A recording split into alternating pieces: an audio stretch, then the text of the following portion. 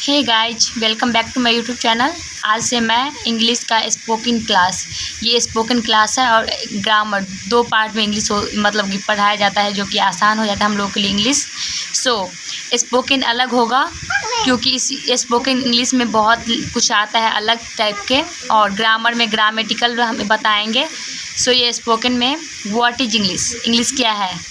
English कोई hard चीज़ नहीं है, इंग्लिश एक भाषा है। जैसे हम हिंदी भाषा, अपना जो भी मातृभाषा होता है वो जैसे हम सीखते हैं, वैसे ही इंग्लिश भाषा भी हम लोग सीखते हैं। ठीक है, ये सीखना नहीं पड़ता है। वैसे हम लोग एरिया में उतना लोग बोलते नहीं है, इसलिए हम लोग के थोड़ा मतलब कि हार्ड हो जाता है।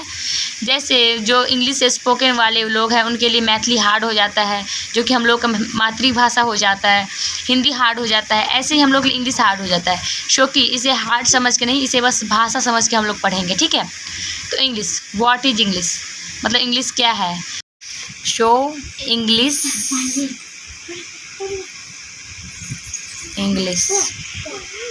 इंग्लिश जो है, English is a language. Okay, English एक भाषा है, यानी हम लोग के लिए बस इतना ही मतलब जानना है।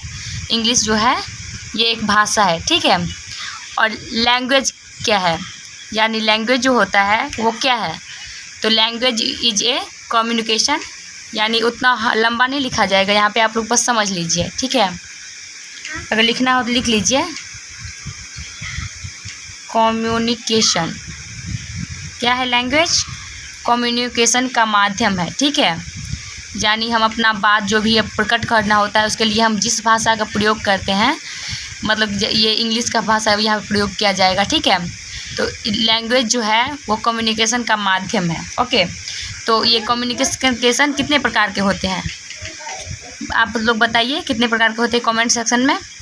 तो ये कम्युनिकेशन जो है, हम कितने प्रकार से किसी के सामने अपना बातें प्रकट कर सकते हैं, बताइए। एक जो है ओरल, यानी बोल के। मौखिक बात प्रकट करते हैं कि नहीं। सेकेंड जो है रिटेन, यानी लिख के हम किसी को बता सकते हैं अपनी बातें। ठीक है, और तीसरा जो है हम किस प्रकार से प्रकट कर सकते हैं, बताइए। सैम्बोलिक यानी इशारों में। ठीक है, सैम्बोलिक। गाइज, इतना आप लोग आई थिंक समझ गए होंगे इंग्लिश क्या है। इंग्लिश एक लैंग्वेज है। लैंग्वेज कम्युनिकेशन का एक माध्यम है। कम्युनिकेशन कितने प्रकार के होते हैं, कम्युनिकेशन 3 प्रकार के होते हैं, ओरल, रिटेन, सैम्बोलिक। ओके, इतना क्लियर है। अब आगे हमारा होगा लैंग्वेज मेकिंग, यानी लैंग्वेज कब पूरा होता है। लैंग्वेज बनाने में किस किस चीज़ों की ज़रूरत पड़ती है कंप्लीट करने में। Language making, guys, language making. तो इसके लिए हमें पहले लेटर चाहिए, यानी 26 अक्षर। ये लेटर का लेटर, यानी लेटर में 26 अक्षर होता है, तो वो ABCD यानी लेटर, उसकी जरूरत पड़ेगी। उसका लेटर से ही वर्ड बनता है, लेटर से ही वर्ड बनता है, और वर्ड से ही हम सेंटेंस बनाते हैं। जैसे I am going to school, तो इसमें भी वर्ड से ही सेंटेंस बना है। ओके, सेंटेंस, और सेंटेंस से हमारा प्रोवर्ब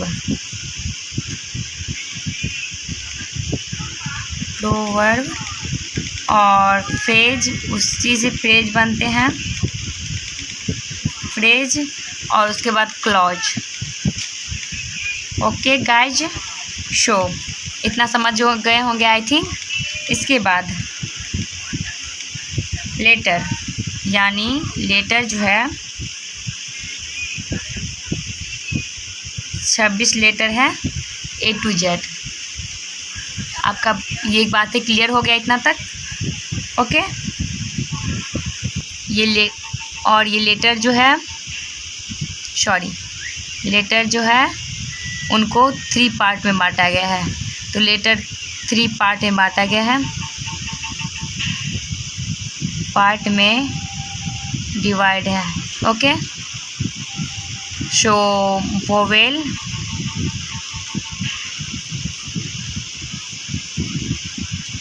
कॉन्सोनेंट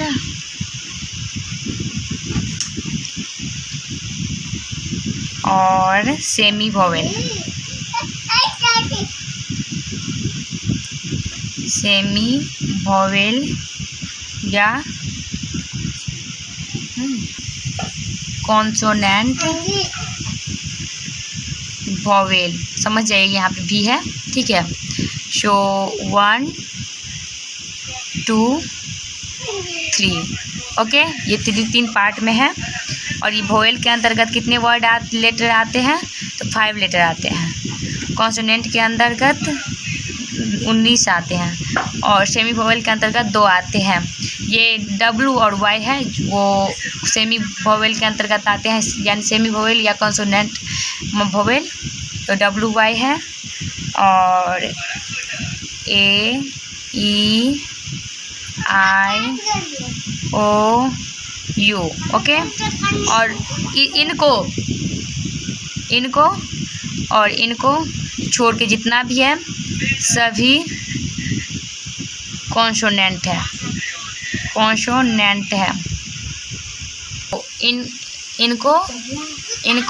इनको छोड़ के जो भी है सभी से ये कॉन्सोनेंट है, ओके। और ये W और Y, यानी W और Y को लेके कुछ रूल है, सो हम यहाँ पे बताने जा रहे हैं, ठीक है। तो पहला, यदि किसी वर्ड का पहली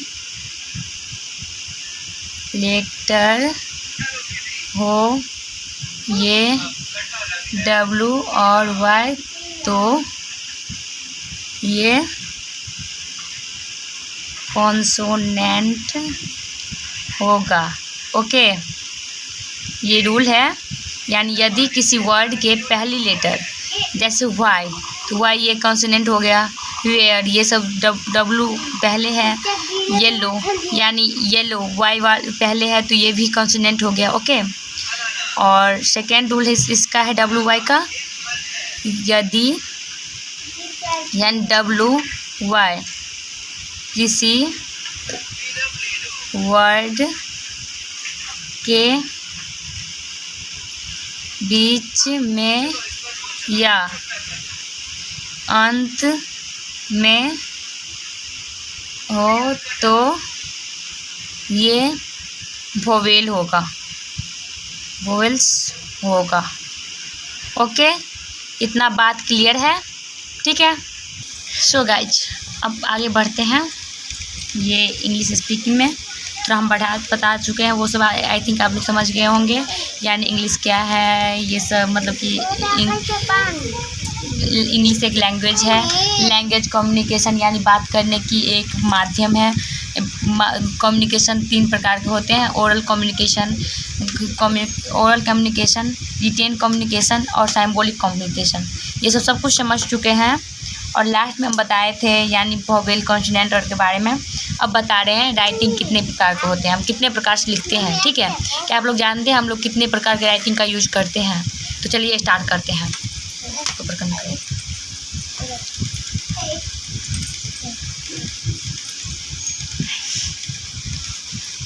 ये 2 प्रकार के हम यूज करते हैं, ठीक है। 2 प्रकार में पहला है हमारा हैंड वर्क, हैंड राइटिंग, ठीक है, हैंड राइटिंग। और सेकेंड है हमारा ये टाइपिंग, ठीक है। शो हैंड राइटिंग में हम कौन सा ज़्यादा टाइम यूज करते हैं राइटिंग में का, यानी मैनुअल यूज करते हैं या फिर कर्सिव यूज करते हैं। तो हम ज़्यादा टाइम लिखते हैं, जैसे हमारा ही नाम हो गया तो अंजलि, हम थोड़ी लिखें वो हटा के। और टाइपिंग में कैसा यूज होगा ये नाम, ए जैसे छोटा राइटिंग में भी N J A L I, तो इस तरह से हटा के टाइपिंग रहता है। आप लोग नोटिस किए होंगे, फ़ॉन्ट पे भी नोटिस किए होंगे, ठीक है। शो ये हुआ कर्सिव और ये हुआ मैनुअल।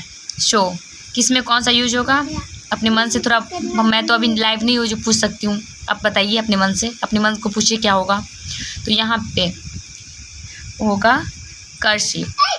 शो गाइज, यहाँ पे हम हैंड राइटिंग में ज़्यादा टाइम कर्सिव यूज करते हैं, जैसे हमने यहाँ पे किया, ठीक है।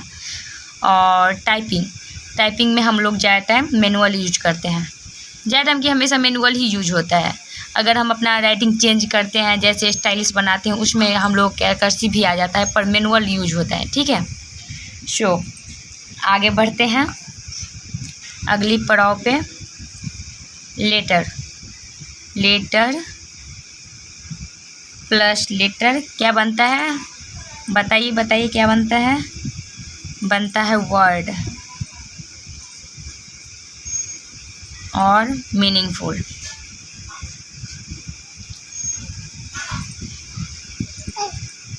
ओके, जम्बल्ड, ये रॉन्ग है। जैसे C+A+T, तो ये हो गया, हम सही तरीक़ा से लिखे हैं तो ये कैट हो जाएगा, यानी बिल्ली होता है इसका मतलब, तो ये सही हो गया। शो, अगर इसी को हम उल्टा लिख देंगे A+T+C या C+T+A, शो, इसका हो जाएगा ATC। ये कभी किसी काम का है, इसका कोई मीनिंग होता है नहीं ना, तो ये गलत होगा। शो, CTA, ये भी गलत है। शो, हमारा जो ये लेटर है, अगर सही तरीके से एक मतलब कि बंधन में आएगा और उसका मीनिंग निकले तभी वो सही है। हम कुछ से कुछ लिख देंगे, उसका कोई मतलब नहीं निकलेगा, ठीक है। चलिए अगर आगे बढ़ते हैं। शो, अगला पड़ाव है हमारा, इतना समझ गए होंगे आई थिंक। जो भी प्रॉब्लम हो आप लोग डिस्क्रिप्शन बॉक्स में हमें पूछिए, ठीक है, आगे हम उसको बताएंगे। अभी नया शायद हमसे कुछ छूट भी जाए। वर्ड प्लस वर्ड, तो आप लोग समझ गए लेटर प्लस लेटर क्या होता है, वर्ड होता है। तो वर्ड प्लस वर्ड क्या होता है, अब बताइए जल्दी, वर्ड प्लस वर्ड क्या होता है। Sentence, word plus word sentence बनता है। क्या बनता है, सेंटेंस। सेंटेंस का कितना पार्ट है, सेंटेंस कितने भागों में बांटा गया है, पता है आप लोगों को। ये सब स्पोकन में आता है, मतलब थोड़ा बहुत जानना है, उतना बेसिक, मतलब बेसिक ही जानना है, उतना ज़्यादा डीप में जाके जानना है इसमें ज़रूरत नहीं है। ये ग्रामर जब हम पढ़ेंगे तब उतना डीप में जाके जानेंगे, ठीक है। शो, थोड़ा बहुत आप लोगों को होगा ये नहीं पढ़ा है वो नहीं पढ़ा है, तो वो सब हम ग्रामर में पढ़ाएंगे। ये सब बस हमें स्पोकन बोलने के लिए ज़रूरत जो है वो सब ही पढ़ाया जाएगा स्पोकन क्लास में, ठीक है। तो चलिए, सेंटेंस को कितने भागों में बांटा गया, सेंटेंस को जो है 2 भागों में बांटा गया है, 2 पार्ट, ठीक है। सब्जेक्ट क्या है बताइए, और प्रेडिकेट। यहाँ पे प्रेडिकेट का कोई मतलब नहीं है, प्रेडिकेट का हम ग्रामर में चर्चा करेंगे, यहाँ पे हम बस सब्जेक्ट की चर्चा करेंगे, ठीक है। प्रेडिकेट को बाद में बताएंगे। सब्जेक्ट, जिसको हम देखते हैं, यानी दिख जाए जो, और जो हमसे बात करे या जिससे हमारा बात हो, वो सब्जेक्ट है। क्या है, सब्जेक्ट है, ठीक है। जैसे हम बोलते हैं वो स्कूल गया, यानी राम स्कूल गया, तो राम के बारे में बात कर रहे हैं, तो वो सब्जेक्ट हुआ, ठीक है। तो चलिए आगे बढ़ते हैं। तो एग्जाम्पल इसका है, इसमें प्रेडिकेट भी मतलब कि बहुत बेसिक में आएगा, उतना डीप में नहीं आएगा, ठीक है। बता ही देते हैं। राम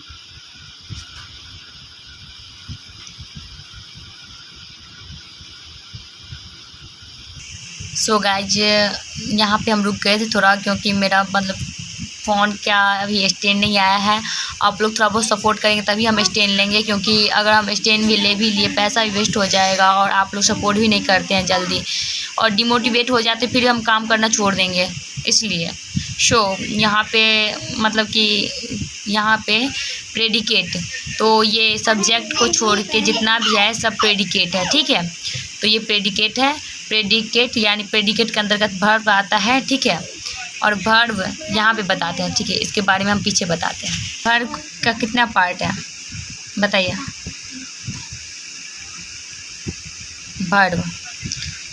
वर्ब को वैसे 3 भागों में बांटा गया है, पर यहाँ पे 2 ही का चर्चा किया जाता है, क्योंकि तीसरा का चर्चा हार्ड ग्रामर में हम करेंगे। ये ग्रामर नहीं है, इसको हम बस यूं ही स्पीकिंग के लिए पढ़ रहे हैं, ठीक है।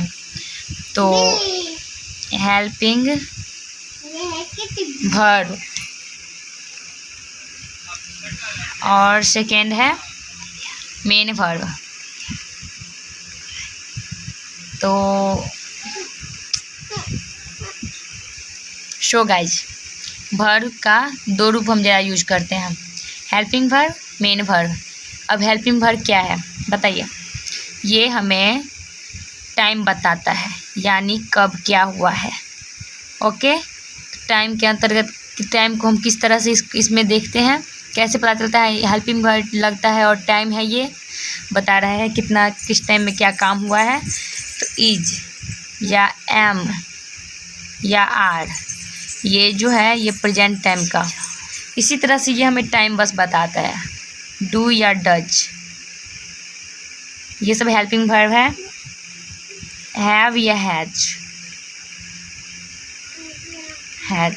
आप लोग अगर 6-7 क्लास का जिस भी क्लास के बच्चे हैं सभी के लिए ये वीडियो बहुत ही हेल्पफुल है। अगर हमारे साथ बने रहिएगा तो इंग्लिश शायद सीख भी जाइएगा आप लोग बोलना। अगर साथ ना दिए तो क्या करें हम। इतना सब प्रेजेंट टाइम का है, ठीक है। अब अगला वाज या वेयर, डिड या हैड, ये सब पास्ट टाइम का है, हमें टाइम बताता है ये सब। और आगे है वाज या वेयर, सॉरी वाज या वेयर तो हो ही गया, मेरे से थोड़ा मतलब दिमाग लगता है मिस हो रहा है। शैल विल होगा, पर ये फ्यूचर टेंस में शैल विल यूज होता है ना, शैल विल, ये सब फ्यूचर टाइम का है। कहानी सुने हैं आप लोग, फ्यूचर का फुटूर, वो फुटूरे बोला जाता था, वो कभी सुनाएंगे, ठीक है। सो देखिए इसको, ये दिखाई नहीं पहले। सो देखिए इसको, इज एम आर, डू या डज, हैव या हैज, सभी प्रेजेंट टाइम का है, ठीक है।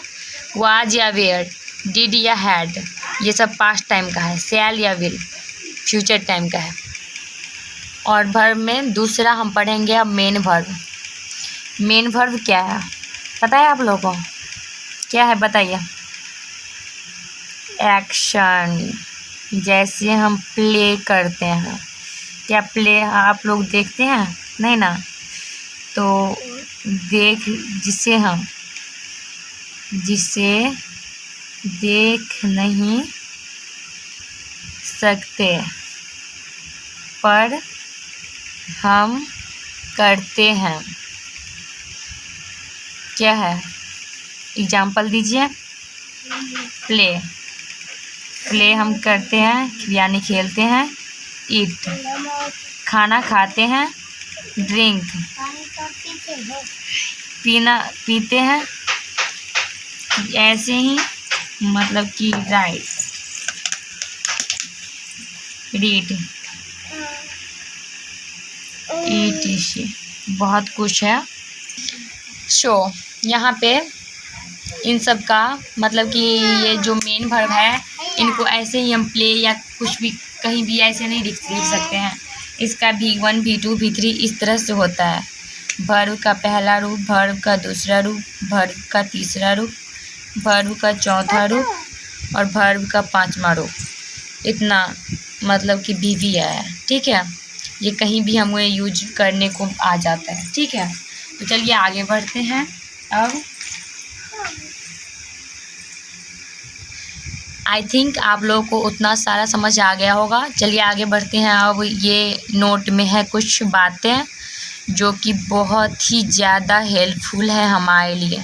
ठीक है जानना। तो चलिए स्टार्ट करते हैं। पहला बातें, जब जो है सेंटेंस में मेन वर्ब नहीं रहता है तो सेंटेंस में मेन वर्ब नहीं हो तो हेल्पिंग वर्ब को हम एच भी से सूचित करेंगे, मतलब एच भी लिखेंगे। हेल्पिंग वर्ब ही मेन वर्ब का काम करेगा।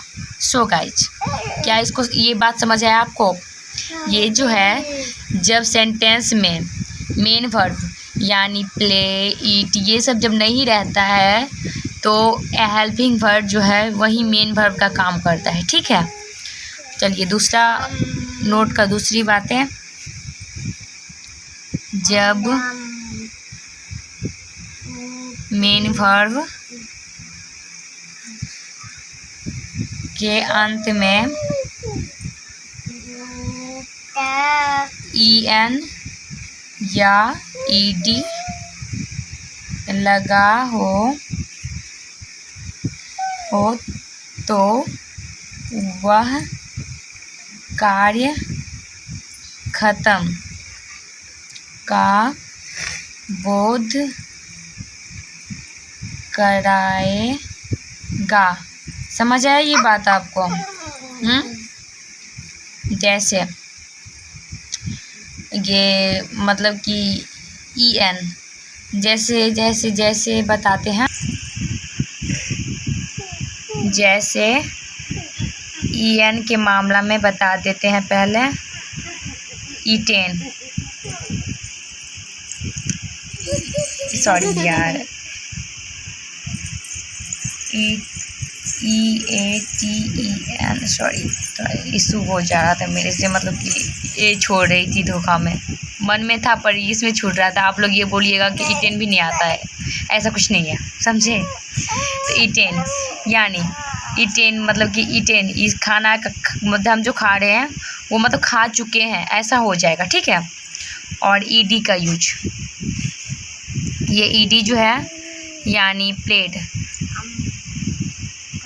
यानी हम खेल चुके हैं। ठीक है, तो ये काम का ख़त्म का बोध करा रहा है। ठीक है, चलिए आगे बढ़ते हैं। अब नोट बातें जो है हमारा, जब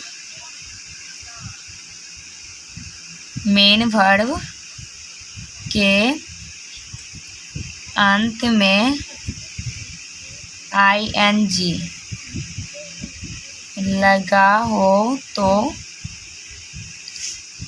वह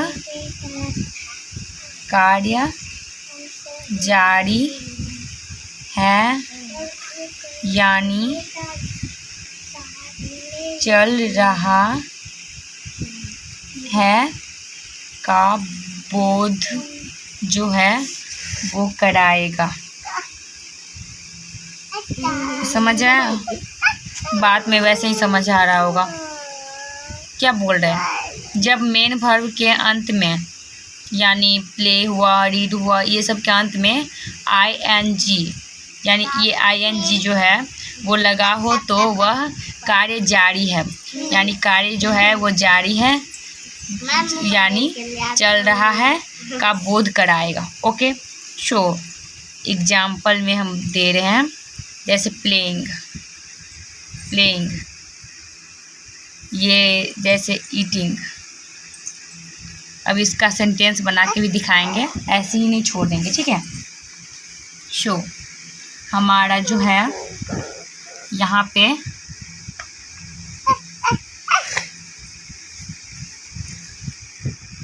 एग्जाम्पल में हम तीनों का अभी एक्सप्लेन करने जा रहे हैं। पहला का एक्सप्लेनेशन, राम सेंटेंस में यहाँ पे एक्सप्लेन कर रहे हैं, राम इज ए डॉक्टर। क्या पहला बताया था, पहला नोट क्या बोल रहा था बताइए।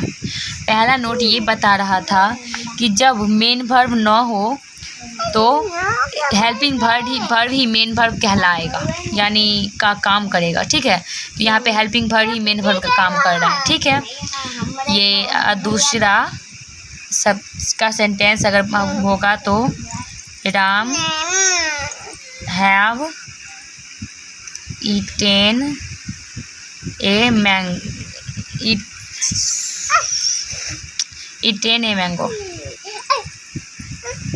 ओके, शो राम, ये हैव हैज का मतलब आप लोग सोच रहे होंगे, तो हैव का मतलब होता है वैसे पास है या मालिक है, यानी किसी चीज़ का कोई मालिक हो तो उसमें हैव या हैज लगेगा। ठीक है, सो यहाँ पे ये स्पोकन में यूज होगा। ऐसे आप ग्रामर के अंतर्गत मत सोचिएगा यहाँ पे। ठीक है, यहाँ पे स्पोकन हम पढ़ रहे हैं, क्या पढ़ रहे हैं, spoken English. Okay, so guys यहाँ पे ईटेन का यूज हुआ है, यानी ये मैंगो ख़त्म हो चुका है, यानी खाना इनका ख़त्म हो चुका है। किसी चीज़ का ख़त्म होने का बोध कराता है EN या ED। ओके, ये तीसरा का एक्सप्लेनेशन है, ये क्या कहते हैं सेंटेंस के अंतर्गत। तो you were playing cricket. So playing यानी वो, ये मतलब कि क्रिकेट जो है अभी खेला ही जा रहा है, यानी अभी मतलब कि अभी भी वर्तमान में चल ही रहा है, ये बोध करा है रहा है ING। तीसरा क्या बता रहा था, यानी ING लगा हो तो मतलब कि या तो वो का काम चल ही रहा है, ये बोध कराता है। ठीक है, सो आई थिंक आप लोगों का यहाँ से यहाँ तक सब क्लियर हो गया होगा।